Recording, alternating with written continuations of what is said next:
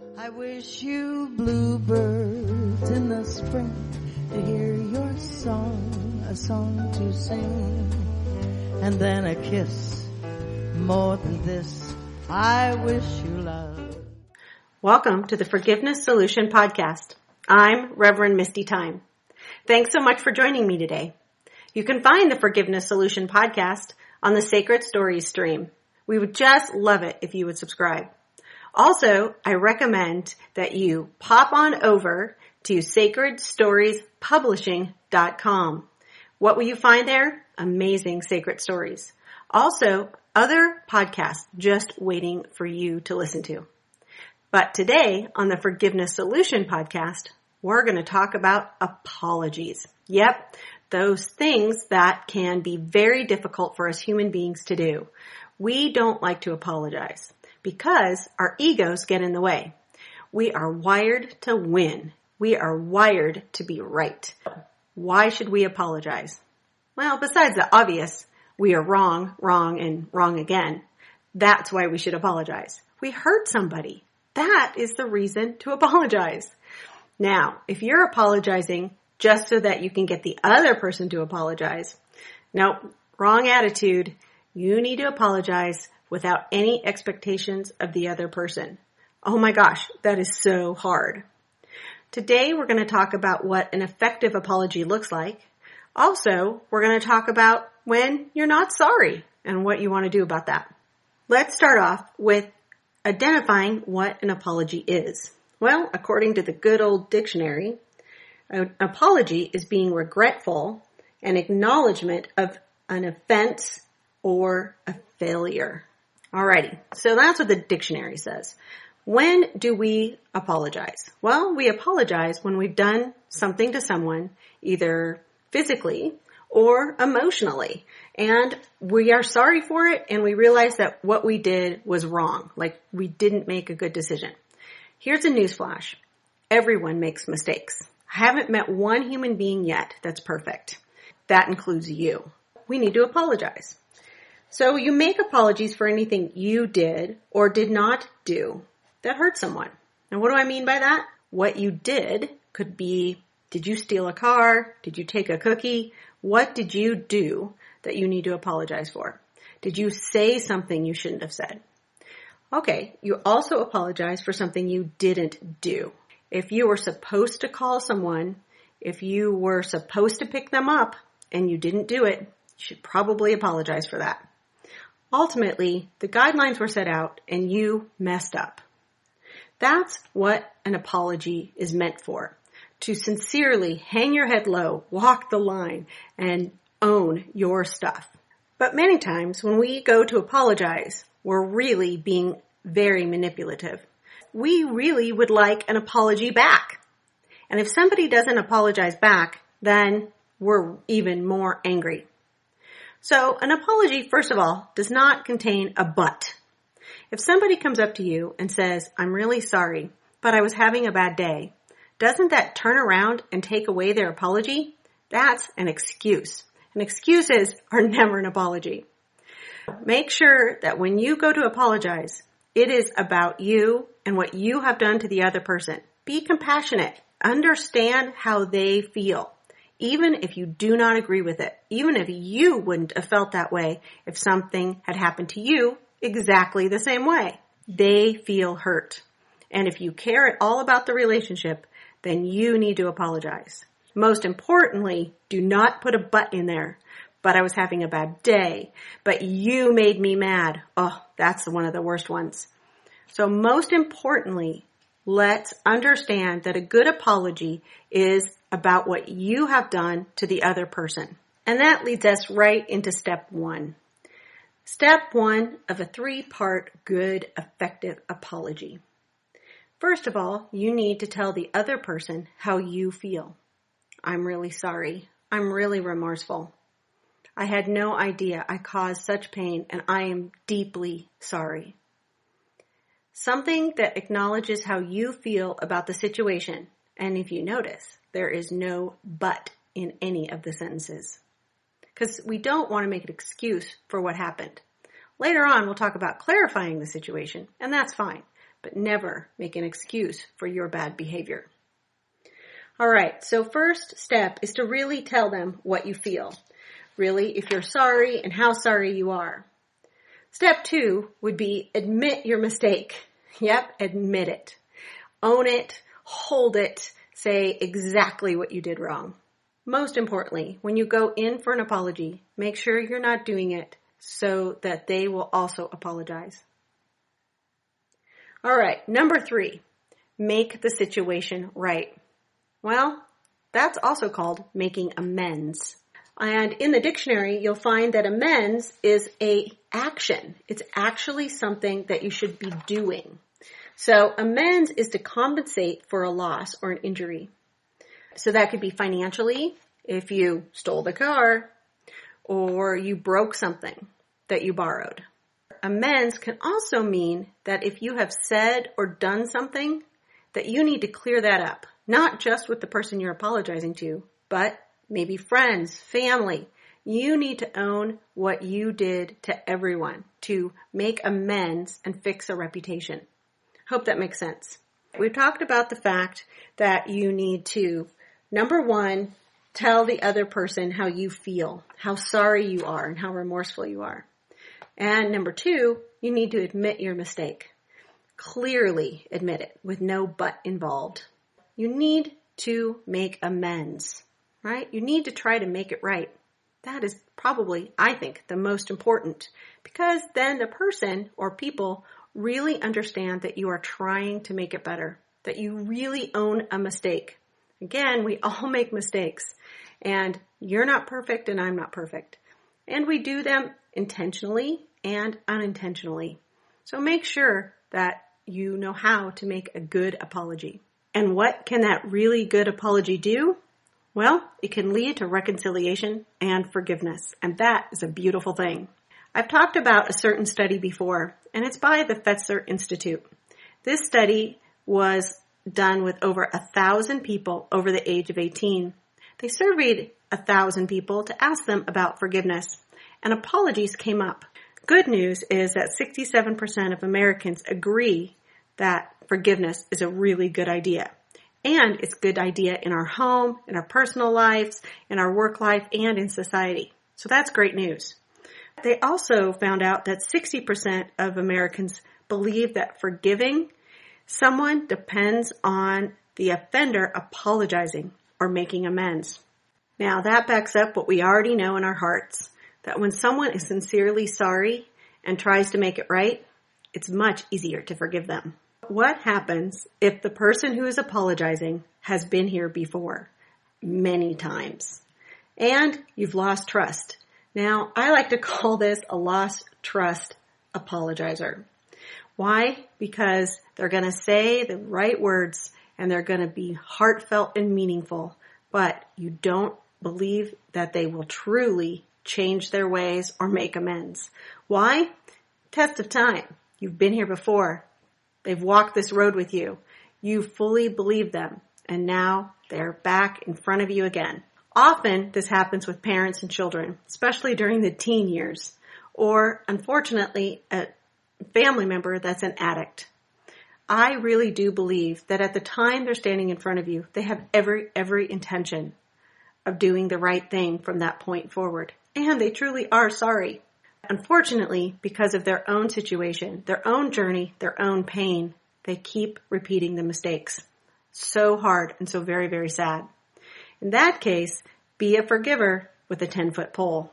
What do I mean by that? Love them from afar. Let them be about their way. But remember, they are teaching you over and over again that they're not really trustworthy right now. Hopefully, in the future, they will be. Another type of apologizer I like to talk about is the right dyer. Well, when I say apologizer, I mean non-apologizer. I don't know if you know anyone like this. I know I do. It was my mom. Not fun to have a mom who was never wrong about anything ever to anybody, whether it be a neighbor, whether it be a family member, her spouse, or her children. She was just never wrong. Right dyers, they have issues with apologizing because it's definitely a win or lose situation in their heads. My mom definitely could not lose. She wanted to win at all costs. And she did. Unfortunately, the cost was a lot of relationships because she was wrong a lot of the time. I hope you're not a right dyer. Another type of apologizer I like to talk about is the hand in the cookie jar apologizer. Very common in children, and some people never grow up. We can point to a lot of politicians and celebrities that only apologize when they're caught, when their hand is in the cookie jar. They're trying to save either a relationship, a job, a career, something by apologizing. It's very hard to feel that that apology is sincere, that it's really heartfelt, and that it understands the pain that they caused. What do? Well, it goes back to trust. Look and see if you can trust this apology. Has this apology happened before? Are they continuing their behavior? Are they truly only apologizing because they are a cookie jar apologizer? The last one I want to talk about is the lost trust apologizer. I mentioned it in regards to the cookie jar apologizer, that over time we'll know whether they're really sorry because they've changed their behavior, they're trying to make amends. Well, that's really a lost trust apologizer when they keep apologizing over and over and over again.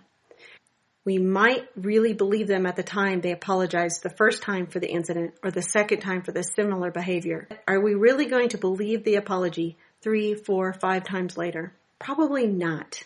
We've been here before, and they never bother to do the other step, make amends, learn from their mistake. That's what maturity is about, right? We learn from our mistakes, and we learn that they cause pain not only to other people, but even to ourselves, and that we need to not repeat them. We've gone over a lot. We've talked a lot about what a good apology looks like, and some funny names for some types of apologizers. Yep, we all kind of fit into one of those at some point in our life.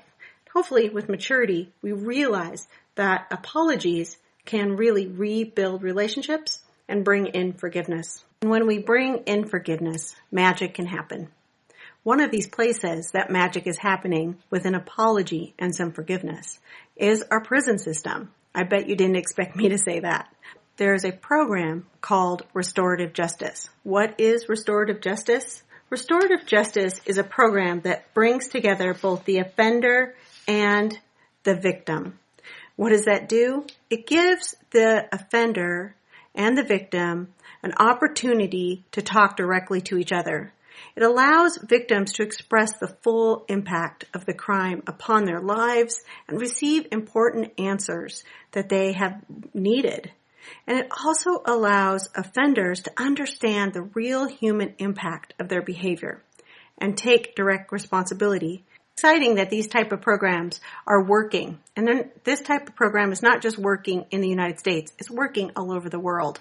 And I hope it expands. All right, so now we've talked a lot about personal apologies, one-on-one apologies. And they're so important, especially if you're working on forgiving someone. And if you can get that apology, that's just like a big bonus, right? Or if you're the one who needs to give the apology. Earlier, I mentioned, what about I'm sorry when you're not really that sorry? Well, that's common. So usually it takes 2 to tango. And if both of you have done things that you're not proud of, then you really need to focus on you and not the other person. Not apologizing can really ruin a relationship. So you really have to ask yourself, how important is this relationship? If it's really, really important, then apologize for your part sincerely and not because you're expecting an apology from them. What happens if you want to apologize, but again, it's not safe? Well, the best way to do that, or if somebody's died, is to write a letter. Now, normally, when I say write a letter, I'm talking about forgiveness, because forgiveness is for you. And when you write a letter, it's about saying all you need to say. But I always mention, don't send the letter. Well, in this case, you are going to send the letter, but you need to stick to a few rules. And those rules are pretty simple. They're just like a good apology. Own it. Be intensely sorry. Tell the person how sorry you are and how important the relationship is to you. But also, somehow tell them how you're making amends. You've learned from your mistake. You're not planning on ever doing that again. or you're financially willing to pay them back. Something. So stick to the 3 parts of a good apology. Be intensely sorry. Understand what they're feeling. And own your stuff without expecting an apology back. Also, try to make amends. Really great tip is that stop thinking about yourself. I know that's hard because you're the one in pain. You might even be angry. Put your feet in their shoes. Imagine how they must feel. That will help you when you're making an apology. Now, what happens when, yes, somebody has died and you have some unforgiveness along with wanting an apology and maybe needing to give an apology? Well, I have a great story for this. My twin brother died and I was really mad at him. I was mad at him pretty much our whole life. He had been a jerk, and I bring him up often on the forgiveness solution. Well, in this case, it's about me, and I should have apologized to him. It was after he died that I really dug deep and examined our story. And when I examined the story, I realized that I hadn't been my best self either. I was somewhat even ashamed, really ashamed. I had deep remorse. And if you look up remorse, you'll find out that remorse is something deep, something you would definitely change. Not just by accident would you change it. You would never want to do that again. Well, one thing I never wanted to do again to my brother was make him feel less than he was. He struggled his whole life with being second or third or last. And I didn't help the situation. Yes, he had huge issues, and what he did was not okay. I didn't help the situation. I really wanted to apologize for that. He was gone, and I couldn't do that. What did I do? I wrote a letter. I wrote a letter and used importance of ceremony to help me feel like I got across to him an apology that I really should give him. And again, my apology, which is something I always wanted from him, this apology was all about my doing towards him. So I wrote the letter, and I have to tell you, I burned it and I felt much better. I felt that I had learned some lessons also. I understand that when people behave badly, it can bring out bad behavior in us. And I gave myself some self-compassion. He grew up in a tough family. I know. I was right beside him. Our family had huge issues. We both chose different paths as we grew up. I validated the fact that my behavior wasn't loving or kind, and I really apologized for that. So you can do the same thing. You can write a letter to someone who's passed away, and you can ask yourself, am I feeling remorse over something I've done? Or am I just feeling regret? They are different. Remorse is much deeper, very, very deep. And that is exactly the difference. Regret is more intellectual. You regret doing something, and you would probably change it if you could do it again. But remorse, on the other hand, takes on a bitter, deeper form that elicits a much stronger personal and emotional reaction. It almost causes personal guilt. That's when you feel remorse for something. Where regret, it is definitely rational. And usually has to do with apologies in regards to business, a mistake, something totally incidental. But remorse is usually due to really bad behavior. And you definitely want to apologize for that. In my letter to Glenn, I was able to put that I was very remorseful for my very bad behavior. And what was this very bad behavior? Well, I'm honest to say, it wasn't my best self. Many years of talking bad about him behind his back, making sure other family members knew how bad he was and how good I was. I know he even knew about it, and that must have hurt him greatly. I'm very remorseful for that. And believe me, I put that in the letter. All right, so we've talked about the letter writing ceremony. It's really important. And it's a good exercise to talk to people who you no longer can talk to. Also, another really good exercise is what I call the day in court exercise. This is a great exercise if you cannot have a conversation or you did not get an apology from somebody that abused you, who is not safe to be near. Many lawyers have suggested that their client wouldn't have gone so far and wouldn't be sitting in court if they had just gotten an I'm sorry. So that's what you're going to do. You're going to have your day in court. All you have to do is take 2 empty chairs, set them in the room, one across from the other.